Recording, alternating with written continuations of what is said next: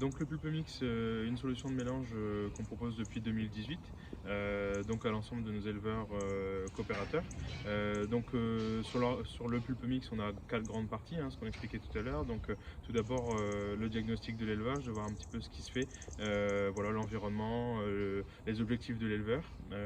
Après en deuxième partie, on a la partie formulation, donc avec l'aide du BTPL et plus précisément de Stéphane Artisan. En regardant un petit peu ce qu'on peut apporter à la ration, si on peut diversifier, la valorisation de ce qu'il y a, donc là l'objectif premier, toute valorisation des fourrages sur la structure, et après d'apporter les coproduits hautes si besoin. Et en troisième partie, donc la partie organisation logistique, donc faire acheminer les différentes matières sur la structure ou sur la plateforme quand on a un manque de place sur l'exploitation, et enfin la réalisation du mélange donc la mise en place dans le silo pour le tassage et le bâchage. Ouais, le gain pour l'éleveur est à plusieurs niveaux. Donc déjà économique, le fait d'utiliser des coproduits humides locaux, c'est des matières qui sont moins coûteuses que si elles étaient sèches. Le gain il revient aussi à proposer une ration totalement mélangée, donc ça veut dire que l'animal va moins trier, va avoir moins de soucis sanitaires, car il mange un seul ingrédient qui a déjà un pH et qui est stable.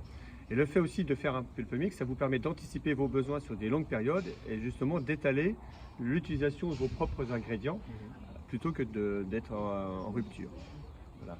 Et donc c'est vrai que pour l'environnement, donc il y a Terios qui a fait un essai à l'INRAE qui montre justement que le fait d'ingérer ce système pulpemix engendrerait une réduction des rejets de méthane de 8%. Donc c'est quand même dans l'air du temps de devoir réfléchir à notre impact carbone, et les éleveurs laitiers doivent y contribuer. Et cette technique contribuerait à aller dans le bon sens. Le principal intérêt pour moi, c'est déjà les objectifs de l'éleveur, donc sa charge de travail, donc on réduit la charge de travail, mais surtout contribuer à une meilleure santé de l'animal, tout en préservant sa performance. Donc 23 kg de ça par vache, 25 de maïs à côté. Et puis, ce qu'il leur faut en minéral, il y a 250 grammes de minéral par vache. Ça vous prend combien de temps pour nourrir les 100 vaches? Un quart d'heure.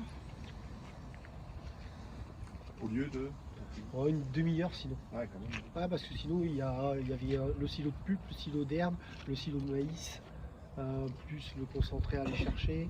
Donc, à chaque fois, il faut... c'est super appétant. Vous avez dit que vous en mangeriez. C'est vrai. Je peux vous faire un petit tupperware si vous voulez.